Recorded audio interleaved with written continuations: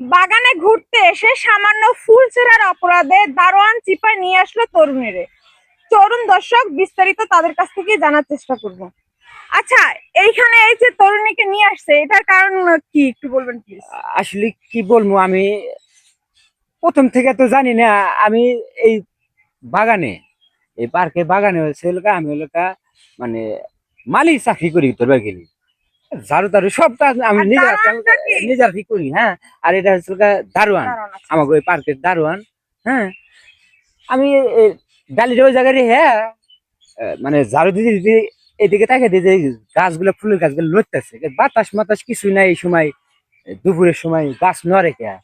একটু খালি হালছি, মাথাটা বেঁকা করছি, দেখি যে এই মহিলার অবস্থা খারাপ, মানে কাগজ চোপড় ঠিক নাই এ উপরে ওই আচ্ছা, আমরা একটু দারোয়ানের সাথে কথা বলবো। আচ্ছা, আপনি তো এই পার্কের দারোয়ান। জি।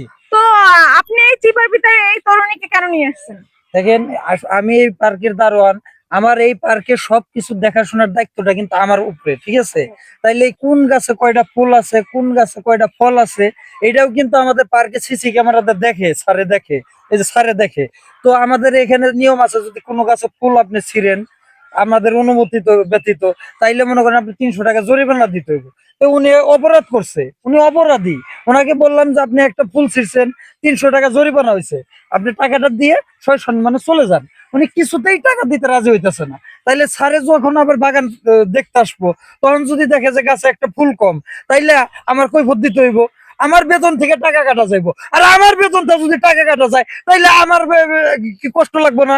আর আমিও মনে করেন বিয়ে শাদী করি নাই, তো মনে করেন কথায় আপনি মনে করেন যে বলে যায় না, অন্য লোক মানে কয় না দুষ্ট লোকের মিষ্টি কথা। ফুল ছিটছে আমার অফিস আছে, হ্যাঁ স্যার যে অফিসে মানে আচ্ছা, আমরা একটু তরুণীর সাথে কথা বলবো। আমার কথা হইল, সব অপরাধের শাস্তির দায়িত্ব ওর কেন?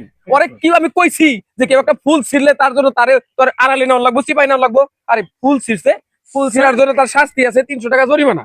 300 টাকা জরিমানা যদি না দেয়, সে ম্যানেজার হিসাবে আমার কাছে সে বিচার দেবে। অবশ্যই।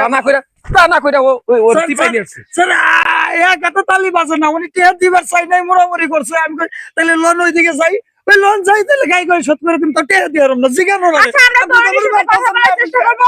আচ্ছা আপু, আপনি যে এই ফুল ছেঁড়ার অপরাধে এই চিপার ভিতরে দারোয়ান নিয়ে আসছে, তো আপনি কেন আসলেন? আপু, আমি তো ইচ্ছা করে আসি না, উনি আমার জোর করে টাইনে হাসড়াই নিয়ে আসছে একটা ফুল ছিঁড়ছি দেখে। আপনি তো অন্য কাউকে জানাতে পারতেন। এখানে তো কেউ ছিল না, আমি অনেক চিল্লাচিল্লি, উনি আমার ভয় দেখাইছে, কয় আপনি যদি বেশি করেন ম্যানেজারে ডাক দিমু, ম্যানেজারে পুলিশ আইন আপনারা ধরাই দিব।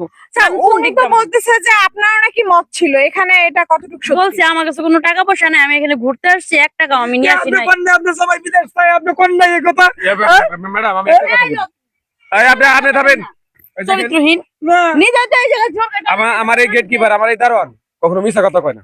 আচ্ছা। যদি ওই মহিলা বইলা থাকে যে তার টাকার জন্য আমি মানে রাজি, তাহলে ওর যদি শাস্তি হয় ওই মহিলার শাস্তি হইব। আমাদের একটা মান আচ্ছা, সম্মান আছে। অবশ্যই এটা ঠিক যে শাস্তি সে কেন পাবে, তাই সেও শাস্তি যোগ্য, কারণ এক হাতে কখনো তালি বাজে না।